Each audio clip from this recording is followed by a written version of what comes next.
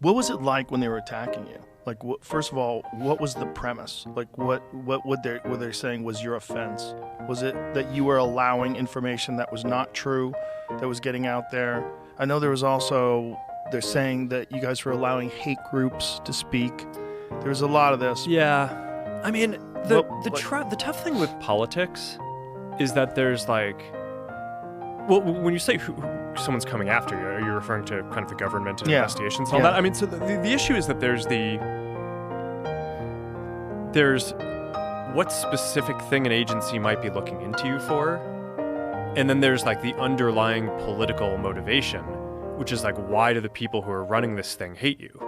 And I think that those can often be two very different things. So, and we had organizations that were looking into us that were like not really involved with social media, like the CFPB, like this financial. I don't even know what it stands for. It's the financial organization that Elizabeth Warren had set up. Oh, great! And it's basically, it's like, we're not a bank. The we're not debanking section. Yeah, no. So like we're not a bank, right? It's like what does Meta have to do with this? But they kind of found some theory that they wanted to investigate, and it's like, okay, clearly they were trying really hard, right, to like find some theory, but it I don't know, it kind of like throughout the party and the government, there was just sort of, I don't know how this stuff works. I mean, I've never been in government. I don't know if it's like a directive or it's just like a quiet consensus that like, we don't like these guys, they're not doing what we want, we're gonna punish them. But it's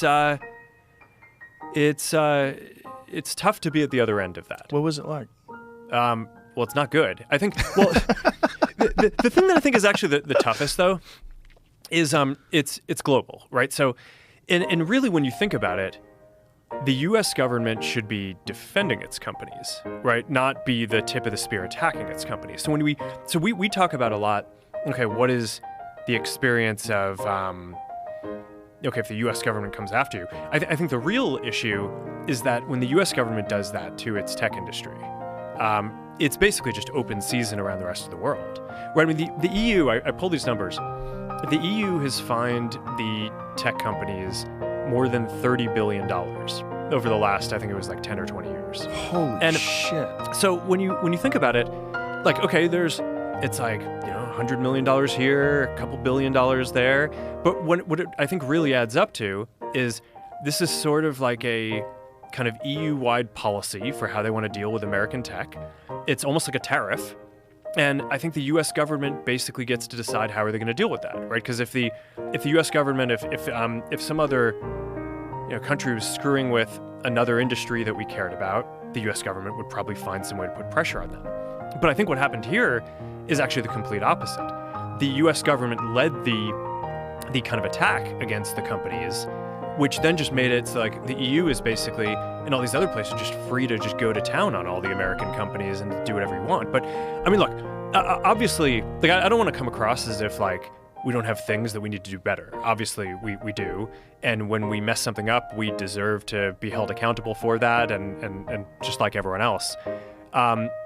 I do think that the American technology industry is a bright spot in the American economy. I think it's a strategic advantage for the United States that we have a lot of the strongest companies in the world. And I think it should be part of the U.S.'s strategy going forward to defend that. And it's one of the things that I'm optimistic about with President Trump is I think he just wants America to win. And I think some of this stuff, like the other governments who are kind of pushing on this stuff, it's like at least the U.S. has the rule of law, right? So the government can come after you for something, but you still get your day in court, and the courts are pretty fair. And so we've basically done a pretty good job of defending ourselves, and when we've chosen to do that, basically we have a pretty good rate of winning. It's just not like that in every other country around the world. Like if other governments decide that they're gonna go after you, you don't always get kind of a clear shake at kind of defending yourself on the rules. So I think to some degree, if the U.S. tech industry is going to continue being really strong, I do think that the U.S. government has a role in basically defending it abroad. And that's one of the things that I'm optimistic about will happen in this administration. Well, I think this is administration